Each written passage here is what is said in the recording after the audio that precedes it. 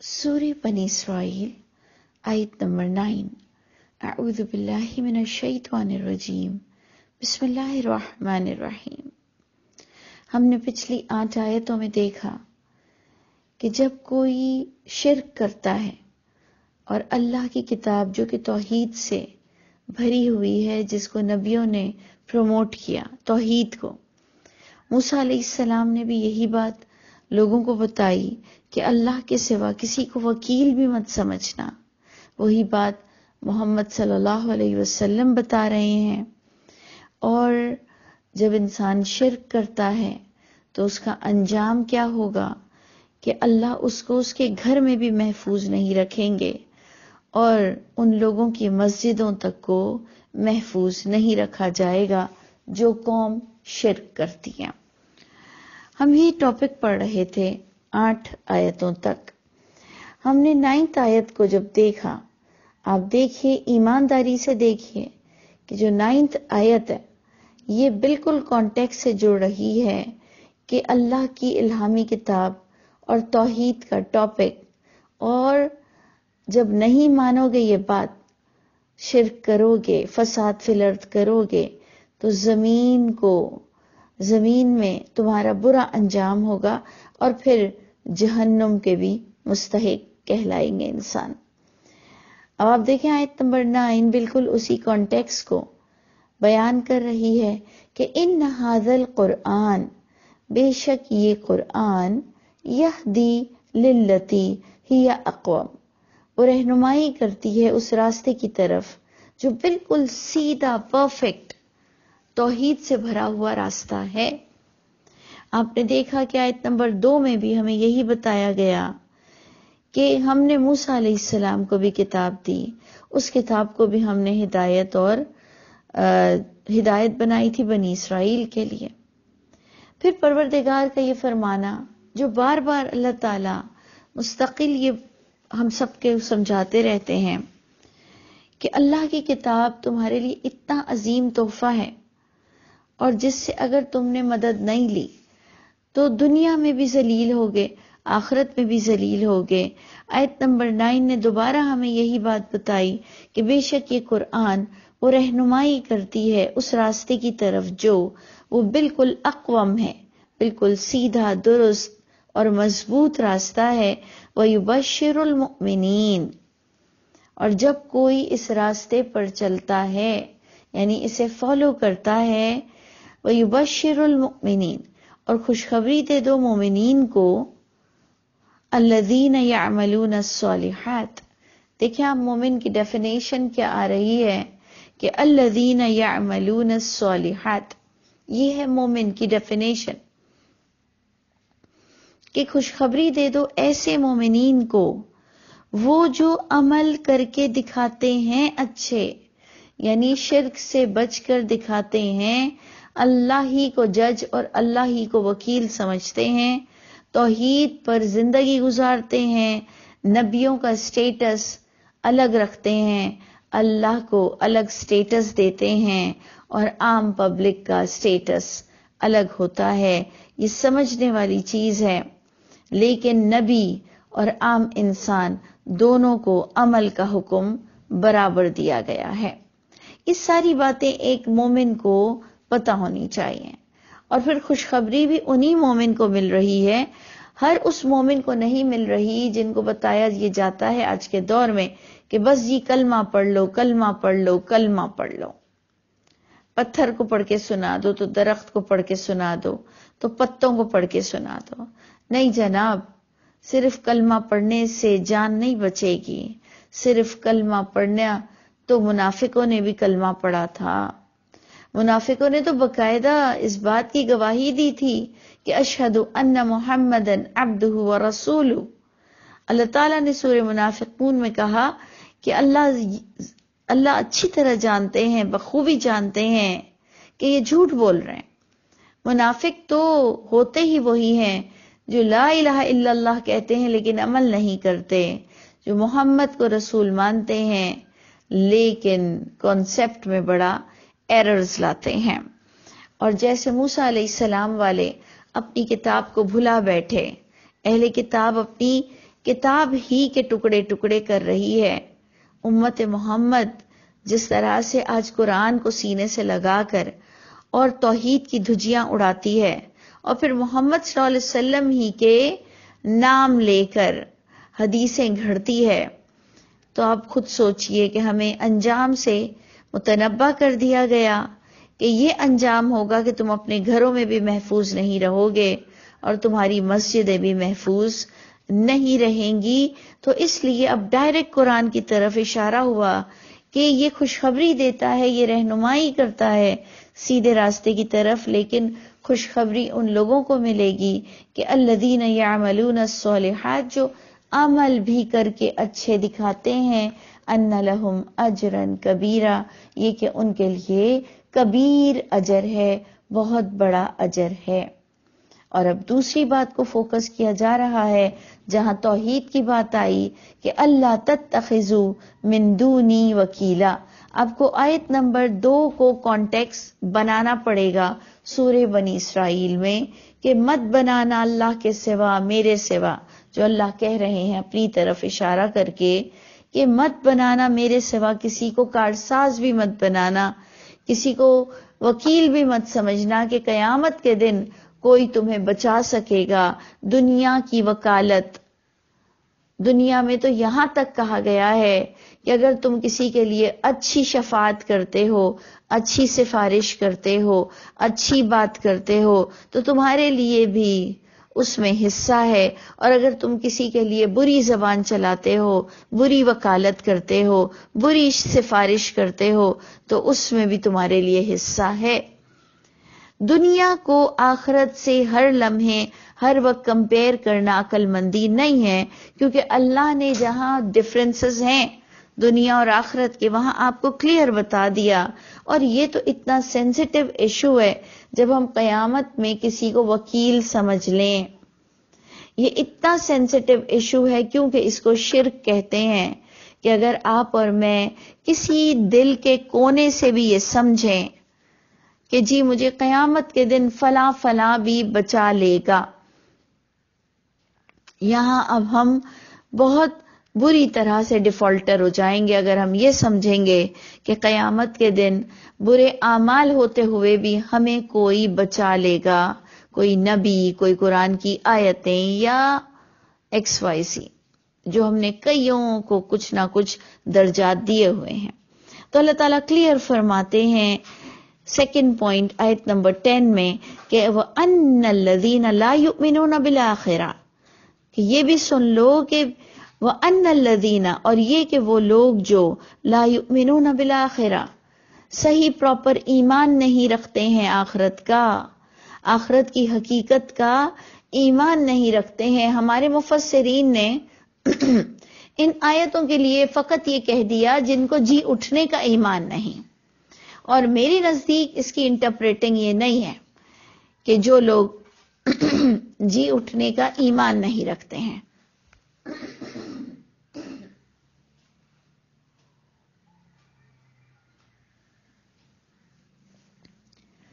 میری نزدیک اس کی انٹرپریٹنگ یوں ہے کہ بے شک جو لوگ آخرت کی حقیقت کا ایمان نہیں رکھتے ہیں، جی اٹھنے کا تو ایمان رکھتے ہیں، لیکن اس کے اندر شرک کھڑتے ہیں کہ کوئی نہ کوئی وکیل ہوگا۔ آپ کانٹیکسٹ سے دیکھ لیجئے، تو اللہ تعالیٰ فرماتے ہیں کہ نمبر 1 خوشخبری دو، جو عمل صالح کر کے دکھاتے ہیں ان کے لیے ایک تو خوشخبری ہے، کیونکہ عمل کے بغیر اللہ کا فضل نہیں اترے گا۔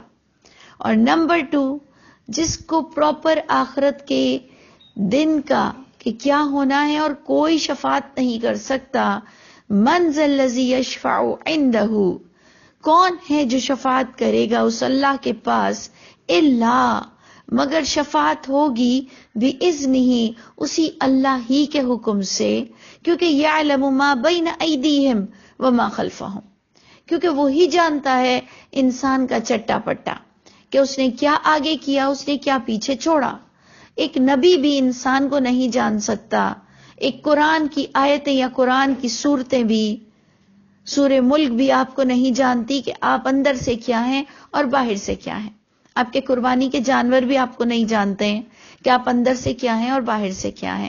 تو من ذا الذی یشفع عندہ الا بإذنہ، کون ہے، کس کی مجال ہے جو شفاعت کر سکے گا اس اللہ کے پاس، مگر شفاعت ہوگی اسی اللہ ہی کے حکم سے، کیونکہ یعلم ما بین ایدیہم وما خلفہم، کیونکہ وہی جانتا ہے کیا آگے کیا اس انسان نے، کیا پیچھے چھوڑا اس انسان نے. تو اللہ تعالیٰ فرماتے ہیں، اور انشاءاللہ اس کی انٹرپریٹنگ آپ کو آیت نمبر 13 میں بھی مل جائے گی، آیت نمبر 13 میں بھی آگے انشاءاللہ آپ یہی چیز پڑھیں گے. تو اللہ فرماتے ہیں کہ وہ لوگ جو آخرت کی حقیقت کا ایمان نہیں رکھتے ہیں، اعتدنا لہم عذابا علیما، ایسے لوگوں کے لیے بھی تیار کیا ہے ہم نے درد دینے والا عذاب، درد دینے والا پینفل عذاب. اللہ تعالی ہم سب پر رحم فرما دے. اب اللہ تعالی ہمیں جب قرآن کی باتیں بتا رہے ہیں اور شرک سے بچنے کی تلقین کر رہے ہیں، تو ایک بہت ہی ہماری سائیکالوجی پر بہت بہترین بات بتاتے ہوئے اللہ تعالیٰ فرماتے ہیں کہ اے انسان، اللہ کی آیتوں کو اتنی جلد بازی سے مت جھٹلا دیا کر. اگر تو نے نہیں سنی تو تو یہ سمجھتا ہے کہ اگر تم نے نہیں سنی تو ایگزسٹ بھی نہیں کرتی کیا وہ؟ اگر ہم نے اپنے باپ داداؤں میں اگر کوئی بات، اپنے علماؤں سے کوئی بات نہیں سنی، تو اس کا یہ مطلب تو نہیں ہے کہ وہ ایگزسٹ ہی نہیں کرتی ہے اور ہم شرک کیے جائیں دھڑلے کے ساتھ. تو اس سائیکالوجی کو اللہ تعالیٰ ہمیں بڑے اچھے انداز سے بتاتے ہیں کہ وَيَدْعُ الْإِنسَانُ بِالشَّرِّ، اور دعا مانگتا ہے، پکارتا ہے انسان اپنے لیے شر، اپنے لیے برائی. دعاءہ بالخیر، ایسے دعا مانگتا ہے کہ جیسے خیر کے لیے دعا مانگنی چاہیے. یعنی اس طرح سے جلد بازی سے نبی کو مفتر کہہ دیتا ہے، مجنون کہہ دیتا ہے، جھوٹا کہہ دیتا ہے، کیونکہ ٹاپک الہامی کتاب چل رہی ہے اور جو ٹاپک ہے وہ توحید چل رہا ہے کہ اللہ کے سوا کوئی وکیل بھی نہیں. تو جب بندہ سنتا ہے کہ جی شفاعت نہیں ہو سکتی، کوئی وکیل بھی نہیں ہوگا، کوئی قبر میں کوئی سورہ ملک بھی بچانے نہیں آئے گی، تو انسان ایک دم اگریسو ہوتے ہوئے ایک دم جلد بازی سے کہتا ہے کہ تم لوگ جھوٹ بولتے ہو، تم لوگ غلط بولتے ہو، اور وہ اپنی دنیا میں مگن رہتا ہے. اللہ فرماتے ہیں وہ خود کے لیے جو برائی اور خیر مانگ رہا ہے، کہتا ہے کہ اگر میں جھوٹا ہوں تو مجھ پر یوں زمین پھٹے اور میں سما جاؤں، اگر میں جھوٹا ہوں تو اللہ مجھے موت دے دے، اگر میں جھوٹا ہوں تو خدا کی لعنت ہو مجھ پر. یعنی اتنی جلد بازی میں ایک تو نبیوں کو برا بھلا کہہ دیتا ہے، سچ بتانے والوں کو فتوے دے دیتا ہے کہ وہ کافر ہیں، انہیں کلمہ پڑھنا چاہیے، دین سے خارج کر دیتا ہے، یا پھر خود کے لیے بھی اتنی فضول دعائیں مانگتا ہے.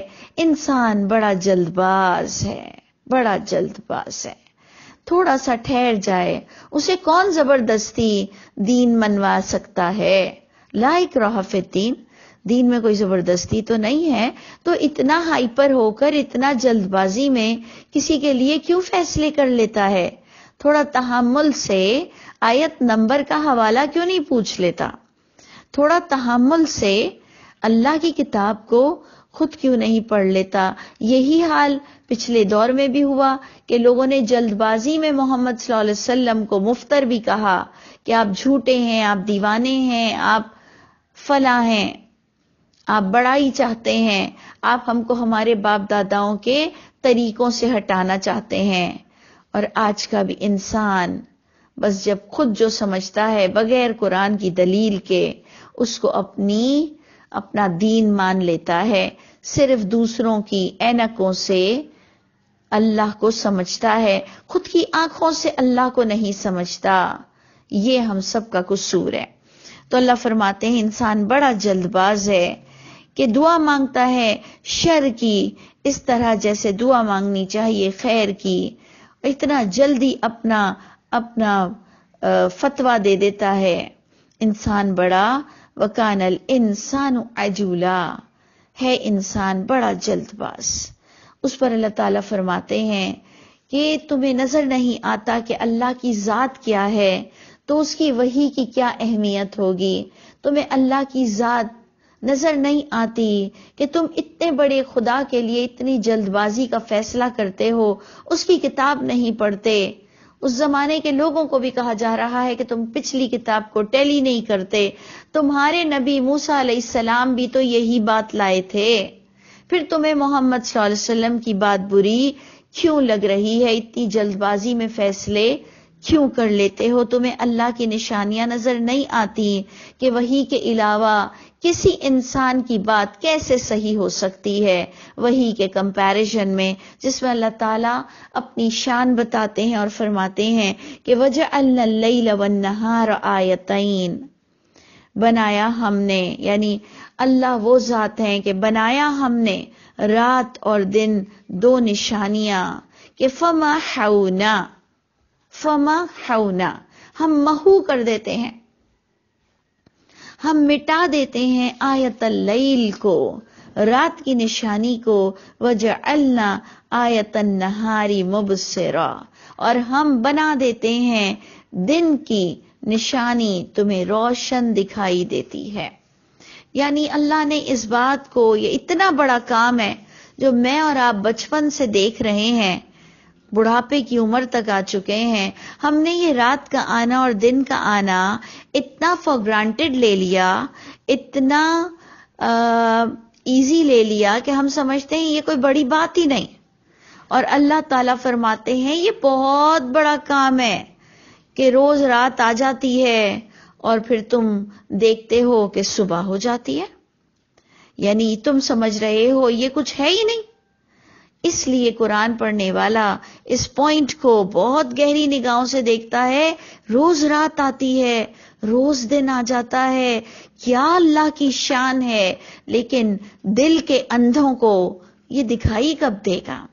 صرف آنکھیں تھوڑی اندھی ہوتی ہیں، دل بھی اندھے ہوتے ہیں. جب دل اندھا ہو جائے تو اسے بے حیائی بھی نظر نہیں آتی، اسے اللہ کی شان بھی نظر نہیں آتی، اسے اپنے حرام میں حرام نظر نہیں آتا، اسے شرک نہیں لگتا. وہ اللہ کو مانتے ہوئے اللہ کی کتاب کی دھجیاں اڑاتا ہے، لیکن جیسے اسے دن اور رات کی شان نظر نہیں آتی، اس دل کے اندھے کو کچھ بھی نظر نہیں آتا. تو آپ سوچئے کہ ہمیں وحی کا کتنا پابند ہونا چاہیے کہ ہم اس اللہ کے آگے شکل دکھانے والے ہیں، وہ زبردست اللہ جو رات لاتا ہے اور پھر رات کو محو کر کے دن لاتا ہے. اس اللہ سے میری اور آپ کی ملاقات ہونے والی ہے. سوچئے آپ عرش عظیم کے مالک سے ملاقات کرنے والے ہیں، اور اگر آپ توحید پر چل کر دکھا دیں تو دنیا میں وہ آپ کا دوست ہو جائے گا، وہ عرش عظیم کا مالک آپ کا دوست ہو جائے گا. پھر آپ کہتے ہوئے اچھے لگیں گے حسبی اللہ حسبی اللہ، پھر آپ کہتے ہوئے یہ اچھے لگیں گے. کیونکہ جب ہم قرآن کی قدر کریں گے، جب ہم توحید کو سمجھیں گے، جب ہم شفاعت کو سمجھ لیں گے، اور جب ہم اللہ کی شان کو جان لیں گے تو انشاءاللہ یقیناً ہم اللہ کے رولز کبھی نہیں توڑیں گے. تو اللہ فرماتے ہیں کہ اللہ کی شان یہ ہے کہ اللہ نے دو نشانیاں تمہیں دی، ایک رات کی اور ایک دن کی. اور اللہ فرماتے ہیں کہ دن اس لیے آتا ہے تاکہ تم تلاش کرو فضل اپنے رب کا، لِتَبْتَغُوا فَضْلًا مِّن رَبِّكُمْ، تاکہ تم اس دن میں جو بلیسنگز ہیں دن کی اس کا فائدہ اٹھاؤ. وَلِتَعْلَمُوا عَدَدَ السِّنِينَ وَالْحِسَابَ، اور تاکہ تم جان لو گنتی سالوں کی اور حساب جان لو. یعنی چاند میں اور کچھ چیز نہیں، یہ آپ کے لیے کیلنڈر ہے کہ آپ اس سے رات اور دن سے مہینوں اور سالوں کا حساب جان لو. وَكُلُّ شَيْءٍ فَصَّلْنَاهُ تَفْصِيلًا، اور ہر چیز تفصیل سے ہم نے بیان کر دی ہے اس قرآن میں. وَكُلَّ شَيْءٍ فَصَّلْنَاهُ، اور ہر چیز کو تفصیل سے بیان کر دی ہے ہم نے اس قرآن میں تفصیلا، ہر طرح کی بریفنگ، ہر طرح کی تفصیل. اب ڈرنا چاہیے ان لوگوں کو جو قرآن کو مکمل نہیں سمجھتے یا قرآن کو انف نہیں سمجھتے. اپنی جھوٹی روایتیں، جھوٹی حدیثیں، خود کی ہاتھ کی لکھی ہوئی کتابیں لا کر کہتے ہیں کہ قرآن میں سب نہیں لکھا ہوا، اور اگر یہ کتابیں نہ ہوتی تو دین کی حفاظت نہ ہوتی. یہ کریڈٹ دے دیتے ہیں کتابیں لکھنے والوں کو، اور یہ باقاعدہ اللہ پر اتنا بڑا سٹروک مارتے ہیں، کہتے ہیں کہ اگر یہ کتابیں نہ لکھی گئی ہوتی تو انسان دین نہیں سمجھتا. یعنی جہاں اللہ آپ کو کہتے ہیں کہ وَكُلَّ شَيْءٍ فَصَّلْنَاهُ تَفْصِيلًا، وہاں یہ بات کرنا کتنا بڑا سٹروک مارنا ہے. یا جہاں اللہ کہتے ہیں إِنَّ فِي ذَلِكَ لَآيَاتٍ لِقَوْمٍ يُؤْمِنُونَ، بے شک اس قرآن میں البتہ انف مواد ہے. إِنَّ فِي ذَلِكَ لَآيَاتٍ لِقَوْمٍ يُؤْمِنُونَ، ان لوگوں کے لیے انف مواد ہے، انف نشانیاں ہیں جو ایمان رکھنا چاہیں. إِنَّ فِي ذَلِكَ لَآيَاتٍ لِقَوْمٍ يُوقِنُونَ لِقَوْمٍ يَتَفَكَّرُونَ لِقَوْمٍ يَتَذَكَّرُونَ لِقَوْمٍ يَعْقِلُونَ. یعنی اللہ نے کیا کمی چھوڑی اس قرآن میں کہ ہمیں دوسری کتابوں کی ضرورت پڑتی. اللہ تعالی ہم سب کے حامی و ناصر ہوں، اور اللہ تعالی ہمیں شرک کی پہچان نصیب فرمائے، اور اس حال میں ہماری اللہ سے ملاقات ہو کہ اللہ ہمیں توحیدی لوگوں میں اور بہت بہترین کانسیپٹ کے لوگوں میں کھڑا کر کے ہماری بخشش فرما دے انشاءاللہ تعالی.